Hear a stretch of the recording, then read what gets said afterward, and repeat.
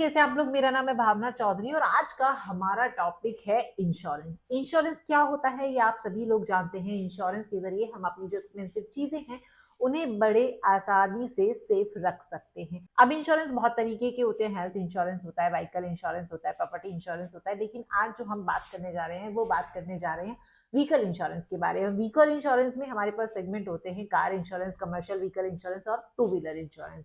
To wheeler insurance की आज मैं पूरी डिटेल आपको बताने जा रही हूँ। टू व्हीलर इंश्योरेंस लेने से पहले आपको कौन कौन सी चीजों का ध्यान रखना चाहिए वो भी अपने इस वीडियो में डिस्कस करेंगे और इसके साथ ही आपको बताएंगे कि आपने कौन कौन सी चीजें अगर इग्नोर कर दी हैं टू व्हीलर इंश्योरेंस लेते समय, रिन्यूअल कराते समय, तो आपके साथ हो सकता है बड़ा धोखा। अब इस धोखे से बचने के लिए भाई वीडियो तो पूरा देखना बनता है। तो वीडियो शुरू करने से पहले आपको क्या करना है, अगर आप चैनल पर नए हैं तो चैनल को सब्सक्राइब कर दीजिए और बेल आइकन को प्रेस कर दीजिए ताकि आने वाले जो इन्फॉर्मेटिव वीडियोस हैं वो आपसे मिस ना हो जाएं। अब इंश्योरेंस तीन तरह के होते हैं, first party insurance, second party insurance और third party insurance. First party insurance के बारे में आप सभी जानते हैं। फर्स्ट पार्टी यानी कि अगर मैं अपने व्हीकल का इंश्योरेंस करा रही हूँ तो मैं होती हूँ फर्स्ट पार्टी। इसके साथ ही सेकंड पार्टी वो होती है जो सारी इंश्योरेंस की लायबिलिटीज का जिम्मा उठाती है यानी कि कंपनी। और थर्ड पार्टी वो होती है कि जब हम किसी की गाड़ी ठोक देते हैं, हमारी वजह से किसी की प्रॉपर्टी को, किसी की गाड़ी को डैमेज हो जाता है, तो उसे कहते हैं थर्ड पार्टी, जिसकी जो लायबिलिटीज है वो उठाती है सेकेंड पार्टी। अब इंडिया में अगर आपके पास व्हीकल है, अगर आप सड़क पर अपनी कार या बाइक लेकर चलते हैं तो आपके पास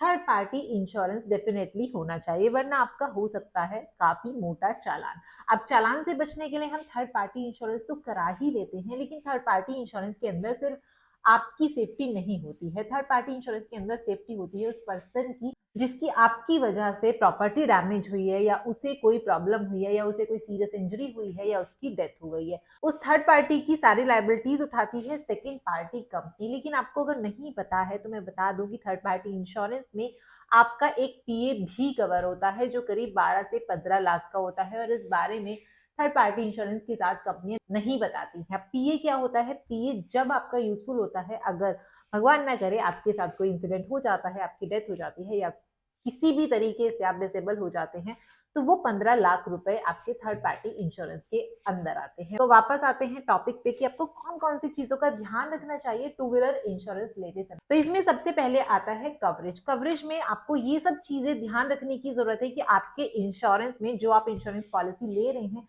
उसमें आपके व्हीकल की कौन कौन सी चीजें कवर होती हैं। मतलब एक होता है नेचुरल डिजास्टर कवर होता है, मैन मेड डिजास्टर कवर होता है या नहीं, पर्सनल एक्सीडेंट कवर होता है या नहीं, थर्ड पार्टी कवर होता है या नहीं। तो मतलब इन सब चीजों का आपको ध्यान रखना है कि आपकी जो पॉलिसी है उसमें कौन कौन सी चीजें कवर हो रही हैं। आप चाहें तो इंश्योरेंस को ऑनलाइन भी ले सकते हैं। ऑनलाइन इंश्योरेंस लेने के बहुत सारे बेनिफिट्स होते हैं, जैसे कि आपके पास इतनी सारी कंपनियों के ऑप्शंस होते हैं। आप वेबसाइट पर डालेंगे बेस्ट इंश्योरेंस कंपनी तो हजारों कंपनियां खुलकर आ जाएंगी और उन्हें आप अपनी पसंद की दो कंपनी कोई भी चूज करके कंपेयर कर सकते हैं। वहीं ऑफलाइन आपके पास बहुत सारे ऑप्शंस होते हैं, लेकिन आपको कंपेयर करने के लिए आपकी उसमें टाइम की बहुत ज्यादा खपत हो सकती है।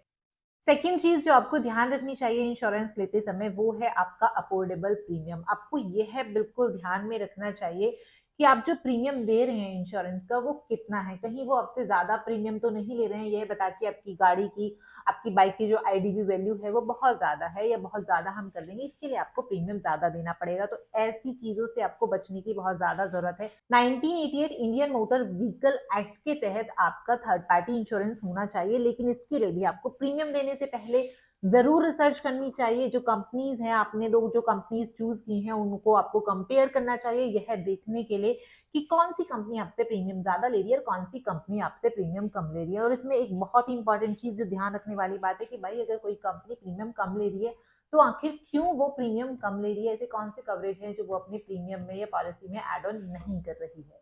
तीसरा टॉपिक है हमारा आईडीवी यानी कि इंश्योरेंस डिक्लेयर्ड वैल्यू। आईडीवी का मतलब ये है कि जब भी आपको इंश्योरेंस पॉलिसी ले रहे हैं तो कंपनी आपके व्हीकल का कितना वैल्यू काउंट कर रही है। अब अगर आपकी बाइक की कॉस्ट है 2 लाख रुपए और कंपनी आपको ऑफर कर रही है कि जी आपकी आईडीवी वैल्यू जो व्हीकल की है वो 1,50,000 है, 1,60,000 है, तो डेफिनेटली इसमें आपको प्रीमियम ज्यादा देना पड़ेगा। मतलब आपकी आईडीवी वैल्यू अगर कोई इंश्योरेंस कंपनी बहुत ज्यादा लगा रही है या बहुत ज्यादा कम कर रही है तो इसमें आपको सोचने की जरूरत है और आपको नए ऑप्शन फाइंड आउट करने की जरूरत है। और डेफिनेटली इसमें आपको प्रीमियम जरूर देखना है, क्योंकि अगर आईडीवी वैल्यू कंपनी बहुत ज्यादा लगा रही है तो उसने प्रीमियम आपका ज्यादा एड ऑन किया है, और अगर आईडीवी वैल्यू कंपनी कम लगा रही है तो उसमें आपका प्रीमियम भी कम हो गया है। ध्यान रखने की जरूरत है अपने व्हीकल के साथ कि आपको कितनी उसकी आईडीवी वैल्यू होनी चाहिए, कितने साल आप उसे चला चुके हैं, ताकि इंश्योरेंस का जो प्रीमियम है वो भी आपका बैलेंस रहे। और फोर्थ नंबर पे आता है हेजल फ्री और कैशलेस क्लेम। कैशलेस क्लेम यानी कि जब भी आप मोटरसाइकिल चलाते हैं तो सड़क पर चलते समय हमेशा एक रिस्क बना रहता है कि पता नहीं कहाँ कब इंजरी हो जाए, कहाँ एक्सीडेंट हो जाए, कब आप किसी और की गाड़ी या किसी और की बाइक ठोक दे। तो इसके लिए आपको एकदम माइंड में क्लियर होना चाहिए इंश्योरेंस पॉलिसी कंपनी को लेकर कि यार मैंने जिस कंपनी से प्रीमियम खरीदा है वहां पर कैशलेस क्लेम होता है। वरना क्या होता है, इस प्रोसेस में आपका बहुत ज्यादा टाइम लग जाता है, 1 से 2 महीना भी लग सकता है। मतलब आपकी अगर बाइक जो डैमेज हो गई है, अगर आपकी खुद की बाइक डैमेज हो गई, आपने नॉर्मल वाला जो इंश्योरेंस ले रखा है, उसके बाद कंपनी 1 से 2 महीना लगा देती है आपका पूरा प्रोसेस कंप्लीट करने में। तो कैशलेस जो क्लेम है वो आपका ऑप्शन अवेलेबल होना चाहिए इंश्योरेंस पॉलिसी के साथ, ताकि आपके बजट पर इंजरी के साथ कोई खास असर ना। और अब वो टॉपिक जो इंश्योरेंस पॉलिसी लेते समय सबसे मैंडेटरी होता है और आप सबको पता होना चाहिए, no claim bonus. No claim bonus क्या होता है, यानी कि एनसीबी, अगर आपने अपनी गाड़ी या अपनी बाइक का इंश्योरेंस कराया है और पहले साल इंश्योरेंस के आपने कोई भी क्लेम नहीं किया है, तो सेकेंड टाइम जब आप उस 1 साल बाद उस व्हीकल का इंश्योरेंस रिन्यू कराते हैं तो आपको मिलता है 20% का डिस्काउंट उसके प्रीमियम पर। वहीं फिर अगर थर्ड साल आप कराते हैं, मतलब दूसरे साल भी आपने कोई भी क्लेम नहीं दिया है, तो तीसरे साल कंपनी आपको देती है 5% का डिस्काउंट। और आप लगातार अगर 6 सालों तक सेम कंपनी से इंश्योरेंस रिन्यू करा रहे हैं और 6 सालों तक आपने कोई भी क्लेम नहीं किया है, तो 50% तक आपका जो प्रीमियम है वो कम हो जाता है। इसे बोलते हैं नो क्लेम बोनस।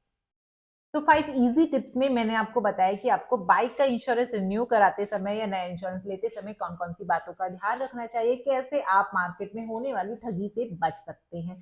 तो इस वीडियो के जरिए उम्मीद है आपको आने वाले टाइम में अगर आप अपने व्हीकल का इंश्योरेंस कराएंगे तो आपको काफी इंपॉर्टेंट चीजें पता चली होंगी। अगर वीडियो पसंद आया हो तो शेयर कीजिएगा और लाइक कीजिएगा, और यस, अगर चैनल पर नए हैं तो सब्सक्राइब करना बिल्कुल मत भूलिएगा।